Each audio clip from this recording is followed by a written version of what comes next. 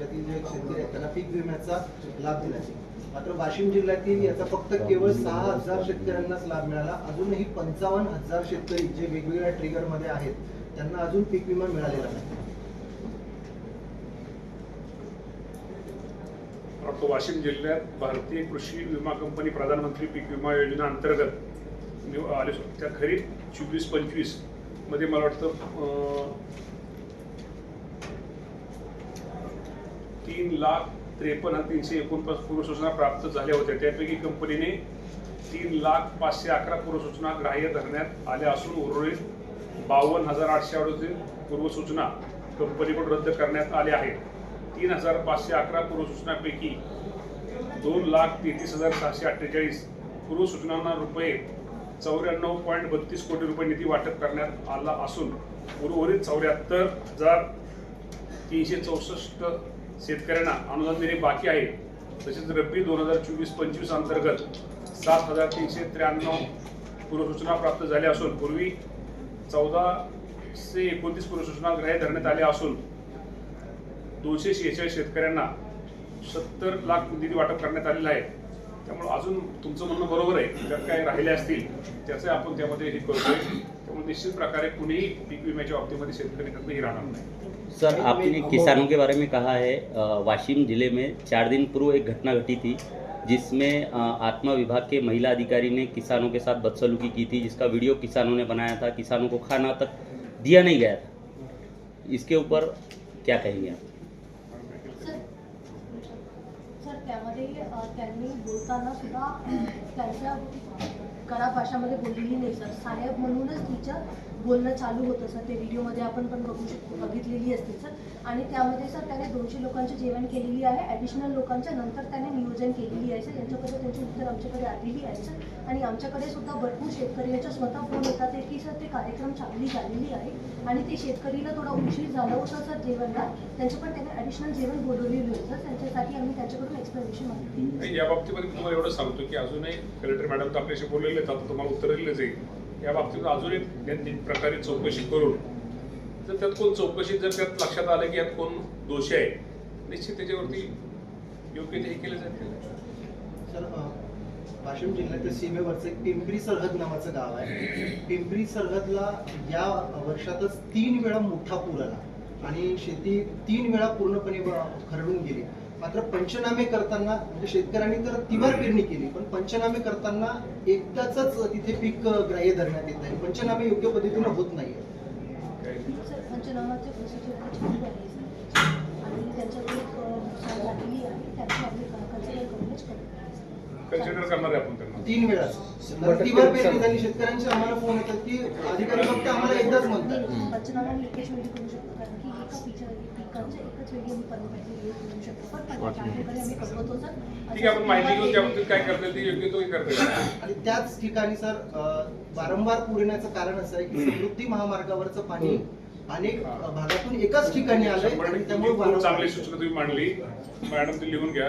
ताबडतोब या बाबतीमध्ये आता ते नॅशनल हायवे जर विषय असला नॅशनल हायवेचे लोक परत येणार. आपल्या नॅशनल हायवे आणि PWD यांना या बाबतीमध्ये त्याची माहिती घेऊन त्या बाबतीत काय केल्यानंतर तिथं ती पूरहानी होणार नाही, तिथं लोकांना त्रास शेतकऱ्यांना होणार नाही याची काळजी घेऊन ताबडतोब मॅडम तुम्ही हे करून घ्या. PWD नॅशनल वगैरे हे आवश्यक आहे. पाणी एकत्र पाणी अटकले होते 100% ते सांगितलं. मीटिंग पण घेतलेली आहे सर यांच्या अनुषंगाने. नाही, दोन्हीची काय मॅडम, नॅशनल हायवे आणि हे मला ते बरोबर आहे की सेम इंदापूरला एका ठिकाणी असं झालं की ते नॅशनल हायवे काम झालंय पण ते पाणी एकाच ठिकाणी जाऊन ते घरा वगैरे पाणी जाते. आम्ही ते आता नवीन त्याच्या बाबतीत वेगळं हे करून त्याला वेगळ्या प्रकारचं त्याला नाला, त्याला खालून ड्रेनेज वगैरे वेगळं असंही करतोय आपण की जेणेकरून पाणी त्या शेतामध्ये किंवा त्या वस्तीमध्ये येऊ नये. चांगली सूचना तुम्ही मांडली, त्याची नक्की आम्ही नोंद घेऊ. वाशिम नगरपालिकेचे 90 सफाई कामगारांना कामावरून कमी करण्यात आलेलं आहे आणि नवीन जे टेंडर होता ते मनमानी करत त्यांना कामावर घेत नाहीत. ते सागडी उपोषण आंदोलनाला बसलेले आहे आपल्या 24 3 दिवसापासून काय म्हणाले यावर? या बाबतीत तुम्हाला संबंधित आपल्या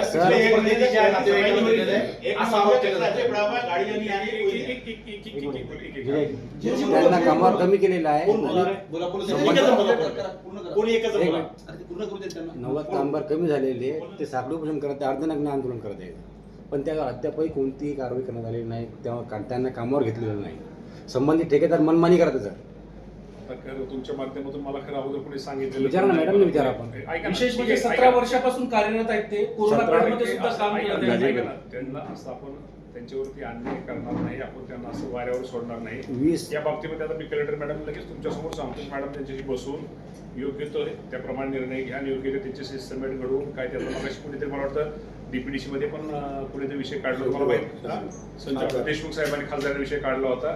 त्यांनी सांगितलं की ती एकत्र त्यांना बोलवून मॅडमने त्यामध्ये तोडगा काढून जरी सगळ्यांना जरी घेता आलं त्यांना पगार वगैरे थोडं काय ते व्यवस्थित त्याला हे करून त्यांना असं करून घ्या, त्यांना वाऱ्यावर सोडू नका असा विषय आमच्या डीपीडीसी बैठकीमध्ये हा विषय झालेला आहे. त्यांना लवकरात लवकर घ्यायला लागलं सर. त्यांना कामावर घेतलं नाही, उपासमारी जीव राहिली त्याच्यावर. कलेक्टर मॅडम त्या बाबतीमध्ये माहिती घेऊन ते कलेक्टर मॅडम त्या बाबतीत तोडगा काढतील.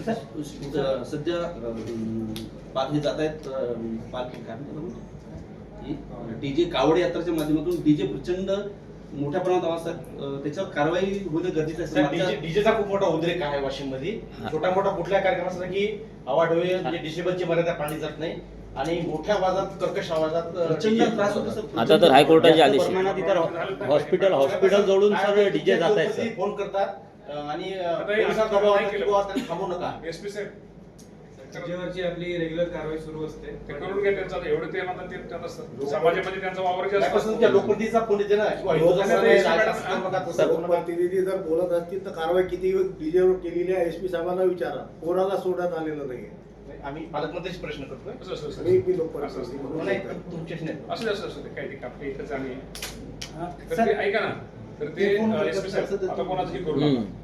ठीक आहे, ते हे नाही पाहिजे काय म्हणतील आपण ते कर्कश आवाज प्रचंड सर प्रचंड आवाजावर नियंत्रण पाहिजे सर. दुसऱ्या आवाज राज्यातून decibel एकदा आहे. डीजे खूप आपली मोठ्या सूचना खूप प्रमाणात योग्य आहे, त्या बाबतीमध्ये नोंद घेऊन ताबडतोब एसपी साहेब म्हणजे डीजे सुरू झालं की त्याचा डिसिबल चेक केलं पाहिजे ना. डिसिबल कोणी चेक करत नाही त्याचं. बाहेर राज्यातले डीजे वाशिमला जातात. नाही करा त्यांना आता- आता- आणि दंडात्मक कारवाई पण करतो आणि आता नॉईज पोल्युशन मध्ये त्यांच्यावर दुसऱ्यांदा समजा त्यांनी उल्लंघन केलं तर गुन्हा दाखल. आता समजा सणोत्सव आता याच्यात ते करणार सर. सर, आरोग्य विभागाचं काम चांगलं आहे, पण अजून काही गोष्टी होणं गरजेचं आहे की आरोग्य विभागाच्या बिल्डिंग आता तुम्ही रिठतचे करत आहे उद्घाटन, पण गेल्या 10 वर्षापासून कोळगाव बुद्रुक येथली इमारत आहे, आदिवासी भागातली इमारत आहे.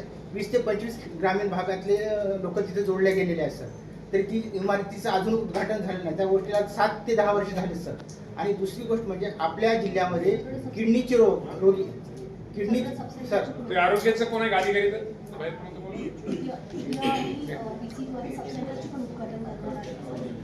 उद्याच्या ह्याच्यात नाही आपण. नाही नाही, ते म्हणत नाही, मॅडम. कोरोनाच्या ह्याच्यात नाही. सर, अजून एक प्रश्न सर, आपल्या जिल्ह्यामध्ये किडनीच्या रोग्यांची खूप संख्या वाढलेली आहे. काही एका गावामध्ये एका 12-15 लोक वारले मेलेत आणि 20 ते 25 लोक सध्या आता किडनी रोगाने आजारी आहेत. हा प्रश्न आणि कॅन्सर रुग्णांची सुद्धा खूप मोठ्या संख्येने वाढ झालेली आहे सर. तर या बाबतीत सुद्धा आरोग्य विभागानं मला ऐका ना, या काही बाबतीमध्ये आता आम्ही मीटिंगमध्ये मागाशी विषय झाला, ज्या गावातून मागास त्या गावाचं नाव सांगितलं त्या गावातली पाणी तपासणी आपण केलेली आहे. लॅबवर मला वाटतं केमिकल काय बाकीच्या गोष्टी पण तपासल्या. आज रिपोर्टमध्ये ते काय अजून तसं ते आलेलं नाही. तरी या बाबतीमध्ये अजून हे का होतंय यासाठी आता मेडिकलची टीम आपण तिथं लावतोय. ज्या गावामध्ये असं आपल्याला काय ठिकाणी दिसतंय तिथं त्या बाबतीमध्ये कशामुळे हे होतंय त्याचं पहिल्यांदा आपल्याला हे आलं पाहिजे सर, ते करू. तुमचं म्हणणं बरोबर आहे, ते आपण करतोय. आणि सर, जिल्ह्यामध्ये रुग्णांची संख्या खूप वाढली, पण आरोग्य विभागाने अजून कुठला सर्वे केला नाही. एक म्हणजे माझ्या एरियामध्ये एक कॉलनी 50 लोकांची 50 घरांची कॉलनी आहे सर. त्या 50 याच्यामध्ये 5 लोक कॅन्सरने मृत्यू पावलेत आणि 5 रुग्ण आत्ता आहेत कॅन्सरचे. म्हणजे एक जर माझ्या ओळखीच्या एरियात जर एवढे आहेत तर पूर्ण जर विचार जर केला तर शहरामध्ये किंवा जिल्ह्यामध्ये किती रुग्ण असतील याचा एक अंदाज जर केला तर. ताबडतोब आरोग्य विभागाने तुमच्या नोंद करून सूचना दिल्या जातील. सर मुद्दा जिल्हा एक आहे सर, आरोग्य विभागाचाच मुद्दा आहे. घटना आहे जिल्हा सामान्य रुग्णालय, स्त्री रुग्णालय. त्या ठिकाणी 5 ऑगस्टला एका 24 वर्षीय महिलेची स्त्रीनी प्रसूती झाली. प्रसूती झाल्यानंतर तिचं ब्लडिंग सुरू होतं, परंतु तिथल्या कर्मचाऱ्याचा असा आरोप आहे की तिथल्या कर्मचाऱ्याच्या निष्काळजीपणामुळे तिचं इतका रक्तस्राव झाला की तिचा त्याच्यामध्ये मृत्यू झाला. सर, यांच्या अनुषंगाने डेप्युटी डायरेक्टरकडून कमिटी फॉर्म झालेली आहे सर. त्याचे रिपोर्ट आम्हाला 2 दिवसात भेटतील. ते आल्यानंतर कोणी जबाबदार असेल तर त्यांच्यावर ठीक आहे. दुसरा मुद्दा मला एक GR संबंधी बोलायचा आहे की आतापर्यंत जो GR आहे, महापुरुषाचे प्रत्येक कार्यालयामध्ये प्रतिमा असायला पाहिजे असा एक GR आहे. परंतु असा नव्यानं काही GR निघाला का की ज्या कार्यालयामध्ये महापुरुषाचे महामानवाचे फोटो आहेत ते काढून इतर राजकीय लोकांचे फोटो लावावे, नेत्यांचे. असं मी बोलत तर सांगते. नाही. जिल्हा परिषद मध्ये कार्यरत असलेले अर्पित चव्हाण साहेब याच्या आधी छत्रपती शाहू महाराज, छत्रपती शिवाजी महाराज, डॉक्टर बाबासाहेब आंबेडकर, महात्मा फुले यांच्या प्रतिमा असताना त्यांनी त्या प्रतिमा काढून मोदी साहेबांचा आणि राष्ट्रपतीचा फोटो लावला. तर असा काही नवीन GR निघला का शासनाचा? पंतप्रधानाचा राष्ट्रपतीचा फोटो हो, तो प्रत्येक कार्यालयामध्ये असतोच. असतोच. हो. पण ह्याचा अर्थ ते फोटो काढायचं असं नाही. 100% ते फोटो आमच्या जो BC रूम आहे तिथे आमची मीटिंग होत आहे सगळी त्या रूम मध्ये शिफ्ट केली, काढली नाहीये. पण आपल्या दालनातच काढली ना? दालनात 2च फोटोचा स्पेस आहे जो आम्ही लावलेले आहे. तुम्ही जर माझ्या चेंबरला आले असेल तिथे तुम्ही जे म्हणत आहे 6 फोटो जर लावायचे तेवढा स्पेस नाहीये. तर ते फोटोज पण लावायचेच आहे. आमचे प्रत्येक रूम मध्ये तुम्ही जर आले आमचे सगळे मीटिंग हॉल, मोठा मीटिंग हॉल. ऐका ना जनभावना एक मिनिट. ठीक आहे, छोटे छोटे फोटो लावून करून घ्या. छोटे फोटो ठीक आहे, करता येईल. ती काय अडचण नाही. ते काढून दुसरे लावले गेले ना. स्वातंत्र्यवीर सावरकर प्रकरणामध्ये म्हणजे राहुल गांधीच्या विरोधात यामध्ये याचिका दाखल करण्यात आली होती आणि त्यांच्या वकिलांनी म्हटले की राहुल गांधींना काही खासदारांनी धमकी दिली जीवे मारण्याची. मात्र राहुल गांधींनी त्यावर नाराजी व्यक्त केली की तुम्ही असं का वक्तव्य केलं. स्वतःच्याच वकिलावर त्यांचा विश्वास नाही का असा विश्वास नाही. माहिती घेतल्याशिवाय माहिती न आपण बोलणं बरोबर नाही. आपल्या पक्षासंदर्भातला एक प्रश्न आहे. आपल्या पक्षाचे माजी युवक प्रदेशाध्यक्ष सूरज चव्हाण यांनी छावाच्या प्रदेशाध्यक्षाला मारहाण केली होती. त्यानंतर तुम्ही कारवाई केली आणि त्यांचं पद काढलं. मात्र आता पुन्हा त्यांची बढती करण्यात आलेली आहे, त्यांना सचिव करण्यात आलेलं आहे या राज्याचं. पक्षामध्ये त्यांना बक्षीस दिलेलं आहे का? या सर्व केल्या फक्त या बाबतीमध्ये हा निर्णय अजितदादा तटकरे साहेब, प्रफुल्लभाई पटेल साहेब त्यांचा जो निर्णय आहे. तर त्या बाबतीमध्ये खरं तर मला विचारण्यापेक्षा त्या बाबतीमध्ये ती योग्य ते उत्तर ते तिघं देतील तुम्हाला. सर, वाशिम जिल्ह्यामध्ये शेकडो पांधन रस्ते मातोश्री पांधन योजनेअंतर्गत मंजूर झाले.